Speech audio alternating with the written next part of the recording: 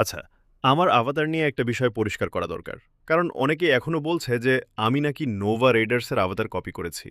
আর কেউ তো আমাকে নোভা রেডার্সের সেকেন্ড হ্যান্ড পর্যন্ত বলা শুরু করেছে। কিন্তু আসলে পুরো ব্যাপারটা কি, সেটা হয়তো অনেকেই জানে না। আমার আগের আভাতারটা আমি নোভা রেডার্সের কাছ থেকে কপি করে বানাইনি। আমি আসলে গুগল থেকে একটা ছবি দেখে সেটা থেকে ইন্সপিরেশন নিয়ে নিজের মতো করে আভাতার বানিয়েছিলাম। তখন আমি অনেস্টলি জানতামও না যে আমার আভাতার দেখতে নোভা রেডার্সের আভাতারের সঙ্গে এতটা সিমিলার মনে হতে পারে। কিন্তু পরে যখন অনেক মানুষ আমাকে বলতে শুরু করলো, ভাই তোমার আভাতার তো নোভা রেডার্সের মতো, তখন আমি বিষয়টা বুঝতে পারি। আর আমি চাইনি মানুষ আমার কন্টেন্ট দেখার সময় বারবার ভাবুক যে আমি অন্য কারো আইডেন্টিটি বা আভাতার কপি করছি। তাই আমি কোনো আর্গুমেন্ট না করে, কারো সঙ্গে আননেসেসারি ফাইট না করে সরাসরি আমার অবতারটাই চেঞ্জ করে ফেললাম। মানে আমি তো চাইলে আগের অবতারটাই রেখে দিতে পারতাম, তাই না? কিন্তু আমি সেটা করিনি। কারণ আমি নিজের একটা আলাদা আইডেন্টিটি তৈরি করতে চাই।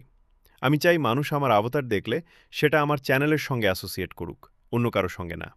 কিন্তু সবচেয়ে ফানি ব্যাপারটা হলো, অবতার চেঞ্জ করার পরেও কিছু মানুষ আমাকে নোভা রেডার্সের সেকেন্ড হ্যান্ড বলা শুরু করেছে। ভাই, তাহলে আমি আসলে কি করব?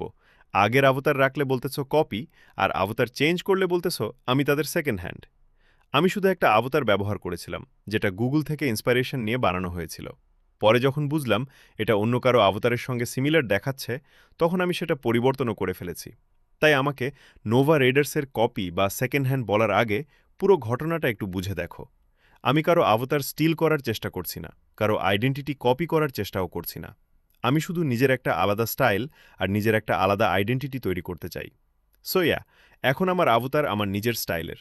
আর হোপফুলি এবার আমাকে নোভা রেডার্সের সেকেন্ড হ্যান্ড না বলে আমার নিজের নামেই চিনবে।